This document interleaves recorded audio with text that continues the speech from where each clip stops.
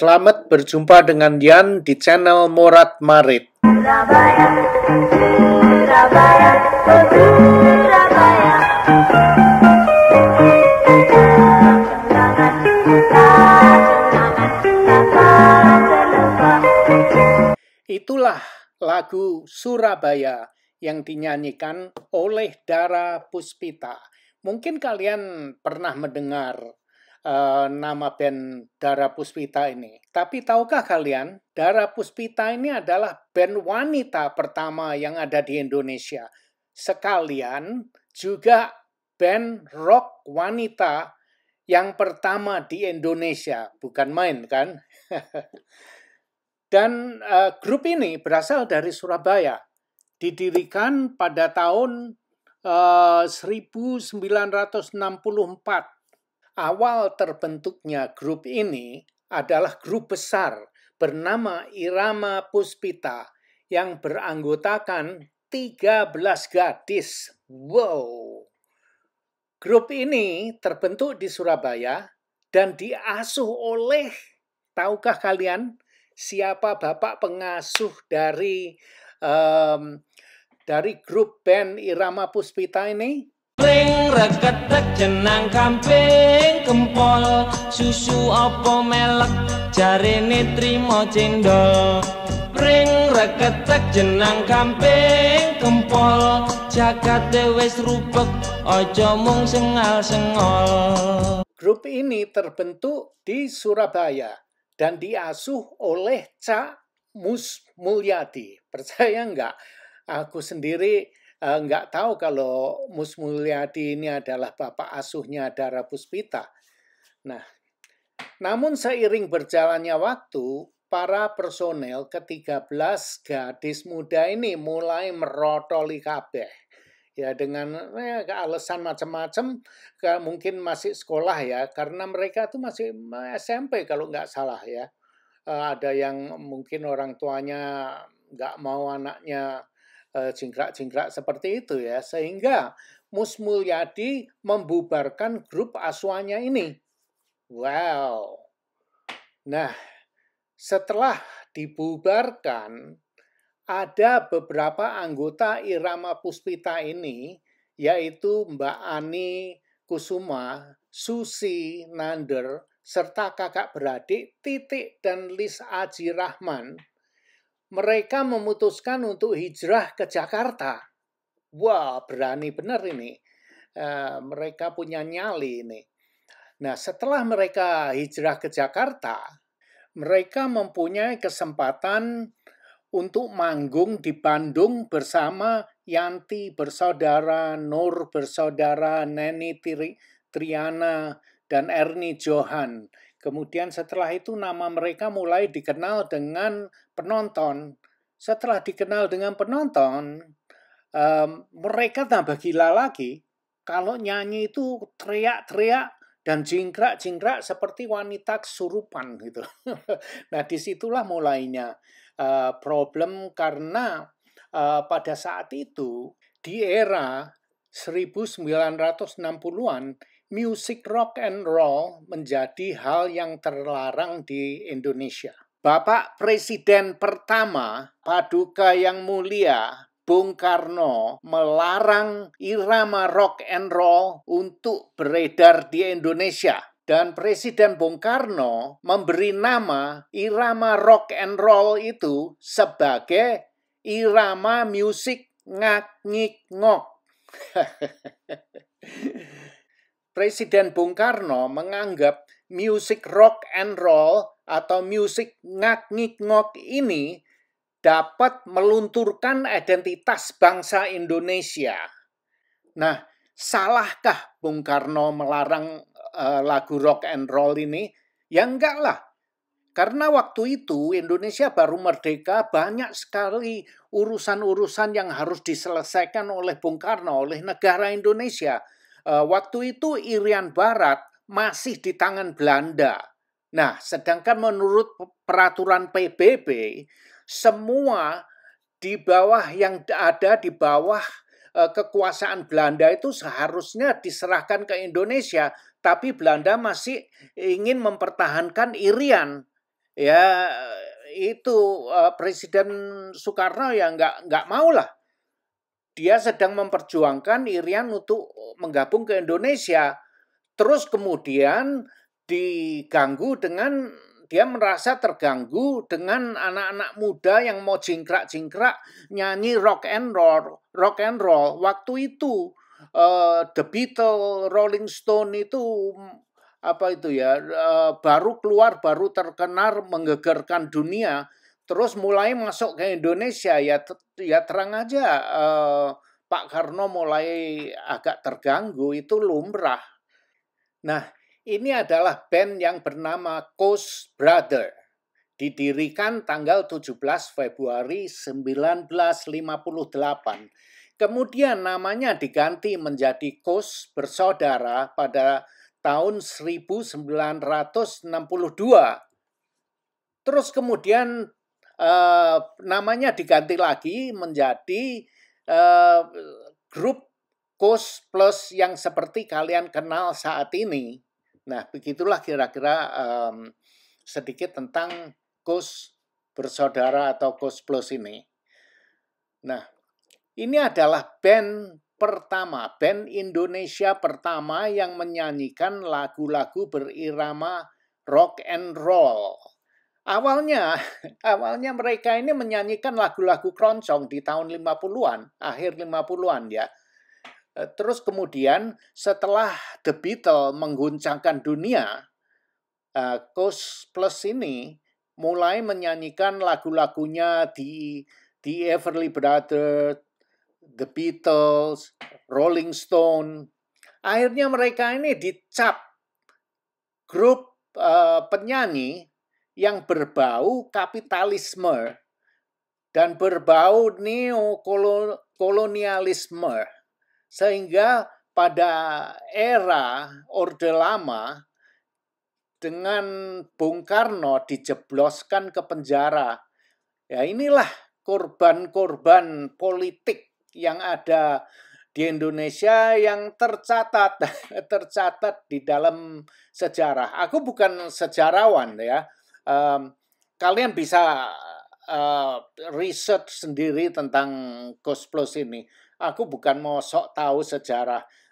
Aku hanya ingin berbagi dengan apa yang pernah aku alami di Indonesia. Bukan mau sok menjadi guru profesor sejarah ya, bukan. Aku hanya ngobrol, nggak ada nggak ada artinya. Ini ngobrol Morat, ini kan channel Morat Marit. Jadi ngobrolnya ya opo nane saenakku, iki channelku dhewe ya.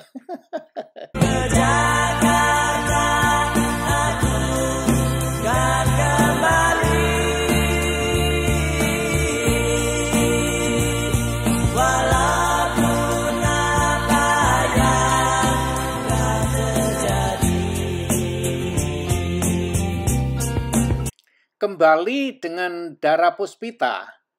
Dara Puspita tidak sempat dijebloskan ke penjara. Tapi walaupun dilarang untuk menyanyikan lagu yang berirama rock and roll, mereka tetap menyanyikan musiknya The Beatles dan Rolling Stone, tapi tidak sebebas seperti apa yang mereka inginkan. Karena di Indonesia waktu itu masih dilarang untuk menyanyikan lagu-lagu rock and roll. Maka itu ketenaran mereka tuh sepertinya tertekan dan tidak bisa bikin duit di Indonesia ya. Akhirnya mereka cari dana ke Malaysia di tahun 1967. Dara Puspita hijrah ke Malaysia. Ternyata di Malaysia mereka disambut dengan hangat. Banyak anak-anak muda menyerbu mereka, nonton konsernya, dan mereka ingin berjabatan tangan dengan Dara Puspita, terus minta tanda tangan. Ya ngerti sendiri kan, anak muda kan seperti itu. Dan konsernya sukses di Malaysia. Akhirnya Dara Puspita mereka pergi ke Thailand Dan di Thailand pun mereka juga sukses disambut dengan anak-anak muda yang ada di Thailand sana. Di Thailand, Dara Puspita sempat menciptakan lagu yang berjudul Pantai Pattaya. Duhai pantai Pattaya, letaknya di ujung kota, tempat yang indah dan ayu, pernah melawan hatiku. Di tahun 1968, Dara Puspita hijrah merantau mengadu nasib ke Eropa. Namun sebelumnya mereka sempat mampir ke Iran. Sewaktu di Iran mereka diundang untuk main band di depan anggota kerajaan Iran. Bukan main nggak? Pernah nggak kalian menyangka yang mana Dara Puspita itu pernah bandnya pernah main di Iran? Waktu itu Iran masih negara kerajaan ya, belum menjadi negara Khomeini seperti sekarang ini. Dan tahu nggak di Iran, di depan anggota kerajaan Iran itu, salah satu pangeran Iran itu meminta Dara Puspita untuk menyanyikan satu lagu yang berjudul, tahu nggak lagunya, judul lagunya tahu nggak kalian? Kakak tua, kakak tua, ngap di jendela, nenek sudah tua, giginya tinggal dua. Burung kakak tua. Jadi Dara Puspita diminta untuk menyanyikan lagu Burung Kakak Tua di depan anggota keluarga Raja Iran. Bukan main, nggak? Tahu nggak itu? Lagu Burung Kakak Tua sempat diminta untuk dinyanyikan di depan anggota kerajaan Iran. Bukan main ya. Nah, kenapa aku memilih Dara Puspita ini? Karena ya Dara Puspita ini adalah, menurut aku adalah apa ya, seperti Ibu Kartini begitu. Dia adalah grup band wanita Indonesia pertama yang menyanyikan lagu rock and roll. Penemu apa ya, band wanita Indonesia pertama yang menyanyikan lagu rock and roll. Nah, itulah kenapa aku memilih Dara Puspita. Waktu itu dilarang ya. Kemudian 50 tahun kemudian sejarah terulang kembali. Di Garut ada 3 wanita muda yang mempunyai bakat seni musik kelas dunia, kelas internasional, tapi di negara sendiri bakatnya itu tidak diakui atau tidak dikenal. Nah, sedangkan di luar negeri bakat mereka sangat dihargai. Mereka main musik di Eropa, terus main keliling Amerika. Di Amerika bakat mereka itu dihargai, dikenal sampai Amerika, sampai Eropa. Di luar negeri itu bakat menyanyi mereka itu sangat dihargai sekali. Tapi di negara sendiri malah nggak dikenal.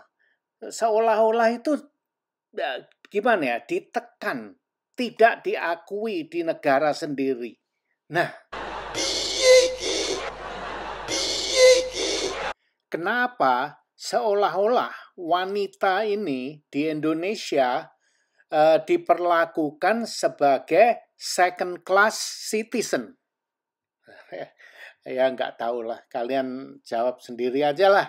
Nah, inilah contohnya salah satu orang yang berdarah Indonesia yang memegang jabatan penting di salah satu instansi kepemerintahan Amerika. Kenapa aku bilang berdarah Indonesia. Kenapa aku tidak bilang orang Indonesia? Karena dia ini bukan warga negara Indonesia lagi, tapi dia berdarah Indonesia, keturunan dari orang tuanya orang Indonesia. Maka itu aku bilang seperti itu.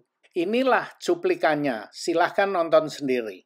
Tidak banyak diaspora Indonesia di Amerika Serikat yang memegang jabatan publik, salah satunya adalah Marissa Huta Barat yang baru saja menduduki jabatan hakim di Pengadilan Perdata atau First City Court kota New Orleans di Louisiana. Ia meraih jabatan itu melalui pemilu lokal yang digelar tanggal 15 Agustus 2020. Meski lahir dan besar di Amerika, ia mengaku nilai-nilai budaya Indonesia yang menekankan pentingnya peran keluarga tertanam sejak ia masih kecil. Halo Indonesia, apa kabar? Dialah Marissa Huta Barat, hakim baru di Pengadilan Perdata Kota New Orleans, Louisiana. Kenapa aku memilih contoh Dara Puspita dan Koes Plus? Kenapa? Karena mereka itu adalah tokoh-tokoh muda yang berani menyanyikan lagu rock and roll di eranya Bung Karno. Nah, karena itulah. Tapi aku tidak bisa menyalahkan Bung Karno. Karena apa? Aku bisa mengerti kenapa Bung Karno melarang mereka untuk menyanyi lagu Ngak Ngik Ngok. Itu karena di masa itu Indonesia baru merdeka.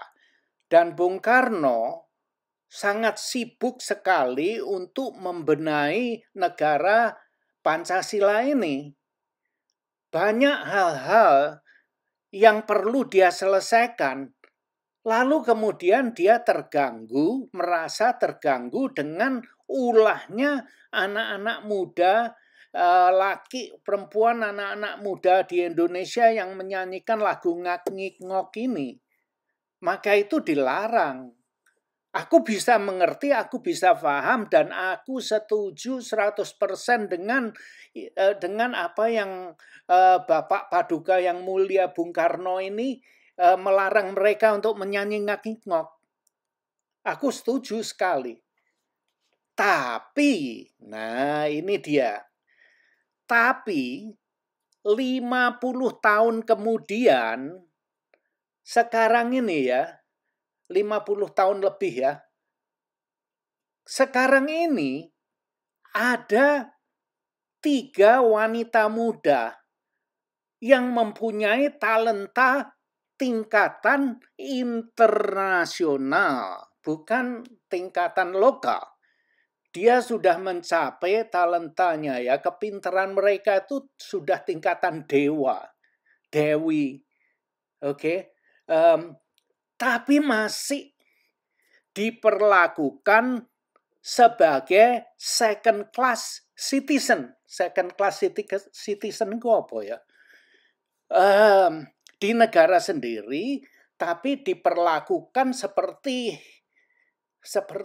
anak tiri gitu.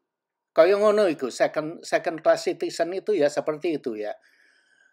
Nah, itulah yang aku sangat sayangkan. Aku merasa sedih melihatnya ya. Di negara sendiri kurang begitu dikenal. Nah, di kampungnya sendiri di Garut sono banyak ada pemuda yang mencibirkan bibirnya, ngeyel, mencaci mereka. Ini wong wedok tingkahnya bedigasan, jingkrak-jingkrak, nyanyi lagu seperti itu. Banyak di Indonesia orang yang mencaci maki, yang tidak mensupport Baceprot ini banyak sekali. Ya, aku ya gimana ya, nggak bisa menyalahkan mereka karena ya memang pengetahuan mereka tuh hanya segitu aja ya. Kalau mau protes sih boleh, mau mencela, menghakimi silahkan, sah-sah aja ya. Tapi lambok yo sebelum menghakimi orang lain itu carilah pengetahuan, keluarlah dari kandang, keluar ke luar negeri dulu, terus belajar di luar, kemudian nanti kalian bisa melihatnya. Terus kalau pengetahuan kalian sudah banyak ya bisa menyela orang. Lalu kalian itu jangankan ke luar negeri, ke Jakarta aja mungkin nggak pernah orang-orang yang mencela ini. Jadi nggak pernah keluar kampung tapi cangkeme ngwablak koyo ngono. Sorry. Nanti dikira aku apa ya, mulutku keterlaluan lagi. Ini bukan aku loh ya, aku hanya menjiplak kata-katanya orang lain. Nah, ini ada orang yang mengatakan seperti ini, terus aku jiplak meminjam pengetahuan dan kata-kata mereka saja. Ini dengar sendiri. Buktinya ini bukan aku aja yang ngomong seperti ini ya. Silahkan simak. Ketika kita pengen tahu tentang sesuatu kan kita harusnya mencari source yang paling inti. Ya, kita jangan terbiasa dengan hanya katanya atau menggabung-gabungkan berita terus jadi makalah atau ya, kebiasaan orang Indonesia kan sangat pandai berkomentar tanpa mereka pergi kemana-mana. Nah, itulah sedikit clipping dari podcastnya Deddy Corbuzier. Nah, kalian bisa nonton full videonya, linknya aku cantumkan di deskripsi di bawah ini. Silahkan nonton sendiri ya. Nah, grup wanita Indonesia VOB atau yang dikenal dengan Baceprot, ini bukan kelas ringan loh. Mereka ini terkenal main di setiap music festival di dunia barat, di Amerika, di London, di Eropa, terus di Taiwan juga. Bukan main loh, jangan dianggap ringan ini. Tapi di Indonesia sebenarnya mereka itu ingin tour keliling Indonesia. Tapi tidak ada yang mau menyponsori mereka. Tidak, orang-orang kaya di Indonesia tidak mau menanam modal menyponsori mereka ini untuk keliling Indonesia. Ya, karena kenapa? Ya, orang-orang dagang ini orang-orang pintar loh, bukan orang bodoh. Mereka tahu yang mana grup Baceprot ini masih belum bisa diterima di negara sendiri. Karena apa? Orang-orangnya itu kolot semua itu. Jadi ya, yang inilah, yang itulah, yang berhijab lah. Orang ngomongnya itu, oh ini orang berhijab kok nyanyi jingkrak-jingkrak, lagu-lagu rock and roll, lagu-lagu metal semua, nggak pantas lah. Itu banyak yang ngeyel seperti itu. Dan celakanya lagi, yang paling saya sedihkan lagi, ya ini pemuka agama kok melok-melok, ikut-ikut campur, seolah-olah memberi approval. Jadi ya, aku nggak mau ngomong soal inilah nanti. Ya, sangat saya sayangkan ini ya. Ketiga wanita Indonesia yang dia punya talent, kepandaiannya itu sudah kelas dewa dewi, kelas internasional, tapi dicela dengan orang-orang maklum lah. Maka itu aku ini gimana ya? Aku mau bicara lagi nanti aku disalahkan. Ini bukan aku yang bicara ya. Ini dari pelawak itu yang bicara itu. Dia bilang begini. Dia bilang sebenarnya hidup ini simpel-simpel aja lah. Maka itu dia tidak mau berdebat dengan orang bodoh. Dia bilang bodoh sih boleh gitu. Tapi ya jangan keterlaluan katanya. Nah ini bukan aku yang bilang, ini mereka. Dan aku tunjukkan ini klipnya ini. Terus ada lagi dia ada yang mengatakan lalu dia ini pelawak ya.